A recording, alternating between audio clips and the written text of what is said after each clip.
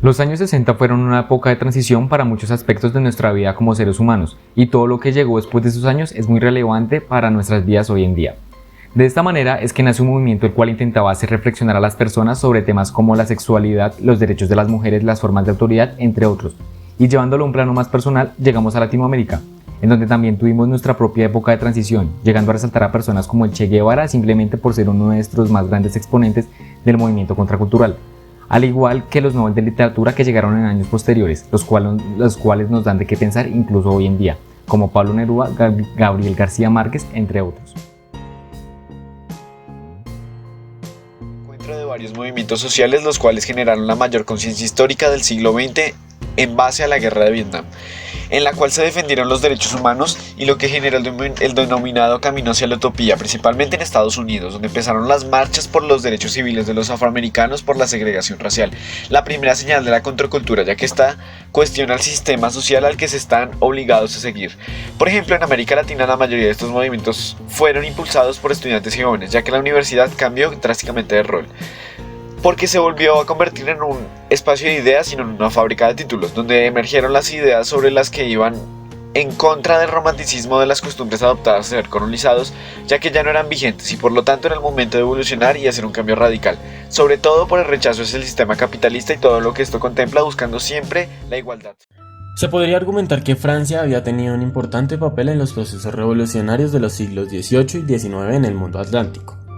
La realización de la reformulación de la idea del tercer mundo asociada a la idea de la Revolución de Liberación Nacional y el socialismo, junto con la campaña de distintos revolucionarios alrededor de América, serán eventos que tendrán profundas implicancias en el continente y en el mundo. Además, estos movimientos ayudaron a desarrollar una noción de la militancia política de izquierda vinculada a la idea del sacrificio y voluntarismo que sería fuertemente influyente en diversas zonas del mundo.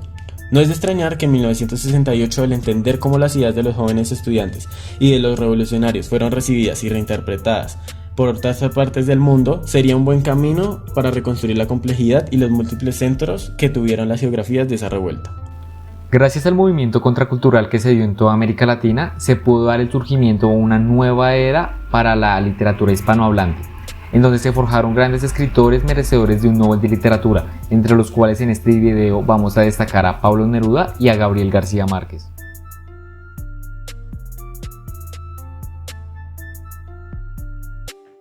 Porque la Academia le otorgó el Premio Nobel de Literatura de 1971 a Pablo Neruda. Porque este poeta y político chileno llamado Ricardo Eliezer Reyes, más conocido como Pablo Neruda, en una ocasión la Academia Sueca lo consideró candidato al Premio Nobel de Literatura en 1963. No le fue concedido, así que 8 años después, el 21 de octubre de 1971, Neruda fue galardonado finalmente con el Nobel, ya que la Academia lo consideró como un autor de una poesía que con la acción de una fuerza elemental da vida al destino y los sueños de un continente. Así que viajó a Estocolmo en Suecia a recibir el 10 de diciembre este premio. Obras como Residencia en la Tierra, 20 poemas de amor y una canción desesperada los llevaron a ganarse este premio mundial. El poeta no es un pequeño dios. No es un pequeño dios. No está asignado por un destino cabalístico superior al de quienes ejercen otros menesteres y oficios. A menudo expresé que el mejor poeta es el hombre que nos entrega el pan de cada día. El panadero. En este fragmento podemos escuchar cómo él nos habla de que ningún hombre es superior a ningún hombre sin importar su profesión y que ningún poeta es superior a la raza humana. Porque hasta entre poetas nadie es mejor que nadie, porque cada persona tiene un estilo diferente de escribir y si alguien fue capaz de juzgar a otro es la vanidad quien lo llevó. Súbitamente, como una singular visión, llegamos a una pequeña y esmerada pradera colocada en el regazo de las montañas. Agua clara, prado verde, flores silvestres, rumor de ríos y el cielo azul arriba. ¿Qué características sobresalen de la forma de escribir de Pablo Neruda en comparación de otros autores? Para muchos puede ser significante hablar sobre sus experiencias en un discurso, pero para Pablo Neruda era muy importante, ya que como él decía, abro comillas, yo no aprendí en los libros ninguna receta para la composición de un poema, cierro comillas. Al contrario, él se centraba más en las aportaciones de la tierra y el alma, donde la poesía es una acción pasajera revelada por la naturaleza. Nuestra historia en América Latina, como gran fuente de literatura a nivel mundial, estaba apenas empezando a explotar. De esta manera fue que cada vez más personas se animaban a escribir, logrando alzar nuestro reconocimiento y reputación. Centrándonos ya en los años 80, o más concretamente en el año 1982, alcanzamos un gran logro a nivel nacional, en el cual por primera vez en toda la historia un colombiano era merecedor y ganador de un premio Nobel de Literatura.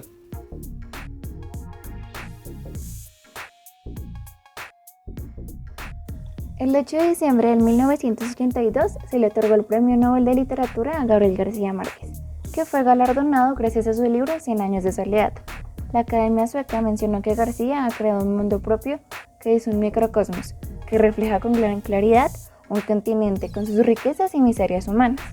Lo interesante de esto es que Gabriel García es consciente de este microcosmos anteriormente mencionado, detalle que comprobamos en su discurso, cuando expresa: América Latina no quiere ni tiene por qué ser un alfil sin albedrío, ni tiene nada de quimérico que sus designios de independencia y originalidad se conviertan en una aspiración occidental.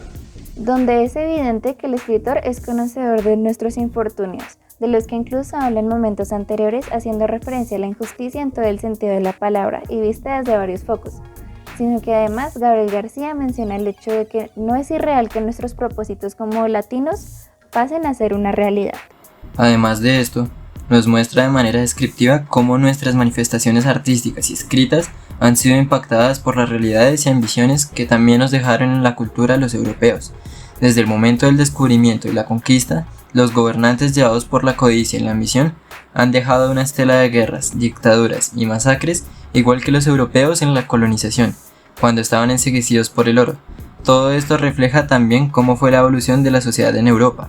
Hoy se acepta y se reconoce la creatividad en las artes y literatura de América, pero se menosprecia el derecho a evolucionar como sociedad.